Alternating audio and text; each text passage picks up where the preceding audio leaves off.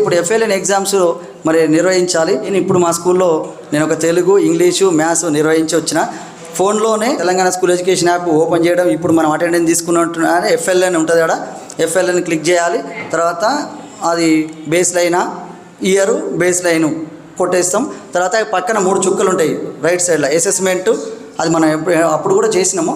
Assessment అని కొట్టేసి subject, అది లాంగ్వేజ్ ఏంది, మీడియం ఏంది, విద్యార్థి పేర్లు ఎవరి అయితే జూన్లో ఉన్న అంతకుముందు ఉన్న పేర్లు మాత్రమే కనబడుతున్నాయి. ఆ జూలైలో పేర్లు ఎక్కిన వాళ్ళవి కనబడతలేవు. ఇప్పుడు మా వరుణ్ గారి పేరు కూడా లేదు దాంట్లో. వరుణ్కి ఎగ్జామ్ నిర్వహిద్దామంటే కూడా లేదు, ఎందుకంటే అతని గురుకులకు పంపించిన మొన్న జూలైలో మళ్ళీ నేను ఇంపోర్ట్ చేసుకున్నా. కాబట్టి అట్లాంటి వాళ్ళ పేర్లు కొత్తగా ప్రైవేట్ స్కూల్ నుంచి వచ్చిన పిల్లల్ని పేరు ఎక్కించుకున్నా, వాళ్ళని జూన్లోనే ఎక్కించుకున్నా. కానీ ఇంపోర్ట్ అయ్యింది మాత్రం జూలై 2, 3 అట్లా ఇంపోర్ట్ అయ్యారు, వాళ్ళవి కూడా కనబడతలేవు. సరే, ఉన్న వాళ్ళవి మాత్రం మన విద్యార్థి క్లిక్ చేయాలి. తెలుగు అంటే మనకు ఒక టైమర్ ఏంటంటే వర్డ్స్కి మాత్రం టైమర్ ఉంది. వర్డ్స్ అంటే 60 వర్డ్స్. ఇప్పుడు second class 25 words, third class 30 words, fourth class 40, fifth class 50.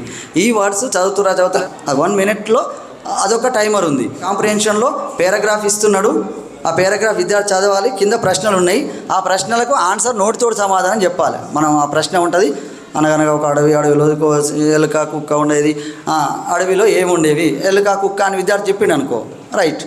మనమే టీచర్గా కరెక్టా రాంగా నో రెస్పాన్స్, జస్ట్ అట్లా క్లిక్ చేసుకుంటూ వెళ్ళాలి. బొమ్మ కానీ లేకపోతే ఒక పండుగ గురించి, 5వ తరగతి వాళ్ళకేమో ఒక పండుగ గురించి రాయండి, అందరికీ సేమ్ క్వశ్చన్స్, మీ బడి గురించి రాయండి అని 5th క్లాస్ వాళ్ళకి ఒకటి ఉంది. దాంట్లో నీకు నచ్చిన పండుగ గురించి ఒక 5 వాక్యాలు రాయండి, లేదా బడి గురించి అని ఒక 3 క్వశ్చన్లలో ఏదో ఒక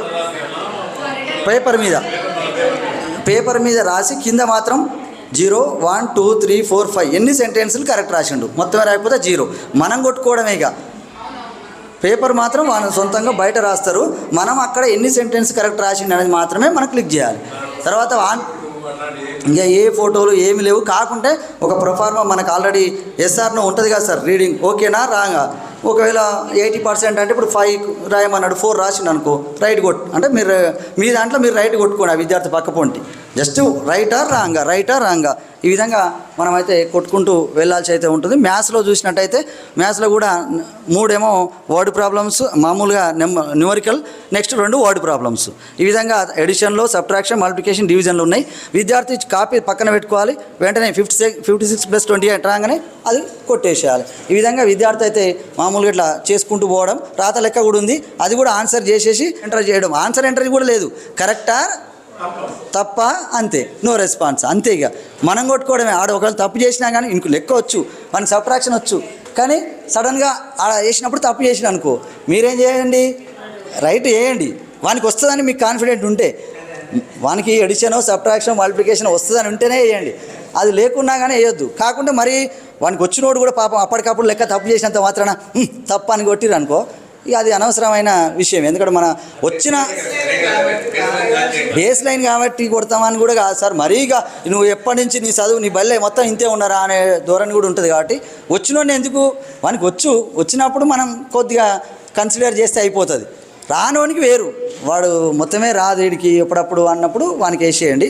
అలాగే పదాలు చదివేటప్పుడు కూడా అవసరమైతే ఈ పదాలు చదివేటప్పుడు మనం ఎన్ని పదాలు చదువుతా ఉంటే టక్కటాక్ ఇట్లా కొట్టుకుంటూ పోవాలి. మనమే జస్ట్ ఇట్లా ఒత్తుకుంటూ పోతా ఉంటే కలర్ మారుతుంది, ఆ కలర్ చేంజ్ అవుతుంటే ఉంటుంది.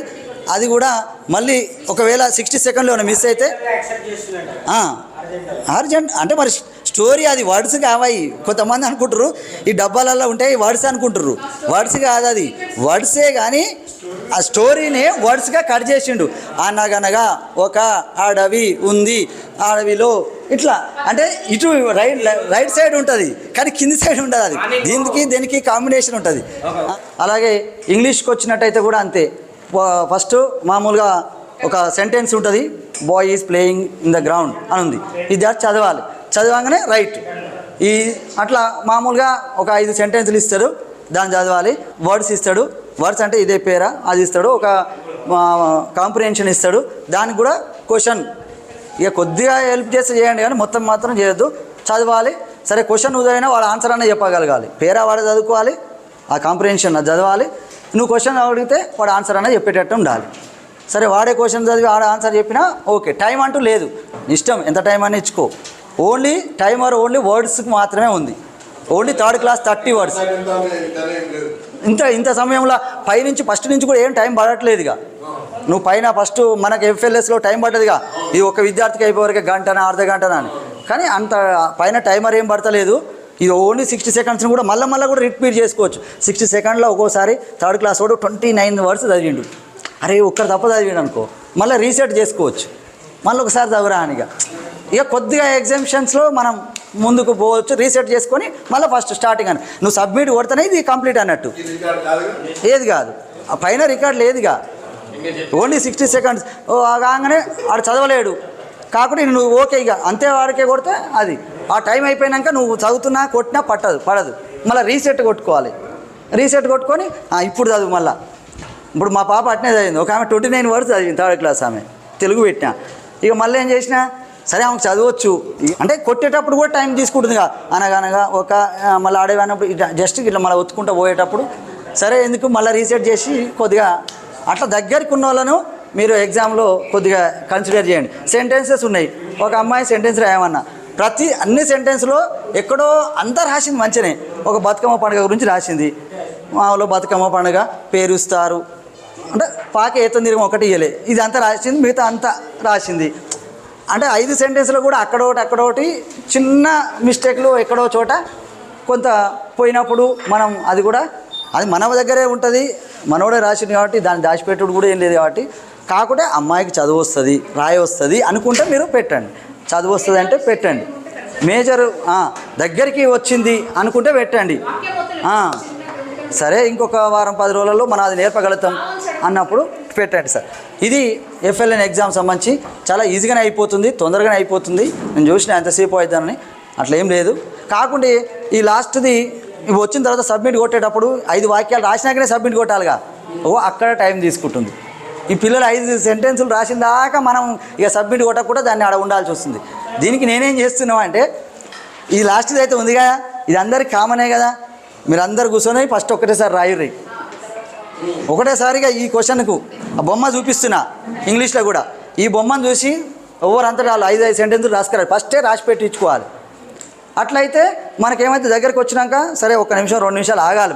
రిటర్న్ పార్ట్ మీరు రాపియండి, మిగతా అయితే దబ్బున అయిపోతున్నాయి. ఏమైనా మనం కొట్టడమే, అది ఆన్సర్ చెప్పకుండా మనం రైట్ కొట్టినా ఓకే ఆయనకి వస్తుంది అనుకున్నప్పుడు వానికి నిజంగానే వాడు మ్యాథ్స్ ఆయనకి వచ్చు, ఎడిషన్ లెక్కలు అన్నీ వచ్చు, ఆడికి వచ్చింది 56 + 28 అనగానే ఆడికి వేసుకోవడంలో పెద్ద లేదా 536 + 30 అంటే వచ్చేవారికి ఆడు చేసేవారికే ఒకటి చేపిస్తున్నా ఎందుకు రైట్.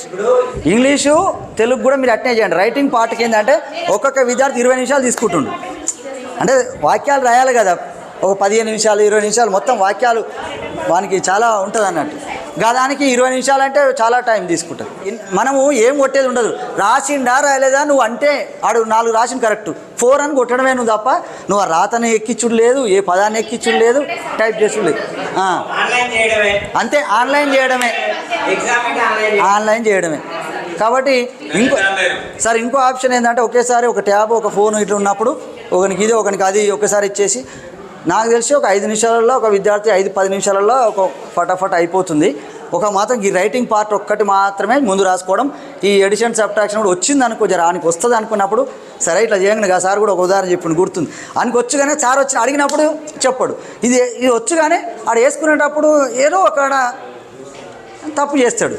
మావాడు కూడా ఒకడు అట్లా చేసిండు కూడా, వాడు పెద్ద లెక్కలు 236 తోటి కూడా డివిజన్ చేస్తాడు. ఒకటి ఎడిషన్ కాడనే ఒకటి తప్పు చేసిండు, అంత మాత్రం చేత మనం తప్పు వేయలేం కదా. అట్లా చిన్న మిస్టేక్స్ ఉంటాయి, వాటిని గమనించుకుంటూ వేయండి సార్. ఇది ఈ ఎఫ్ఎల్ఎన్ ఎగ్జామ్ గురించి.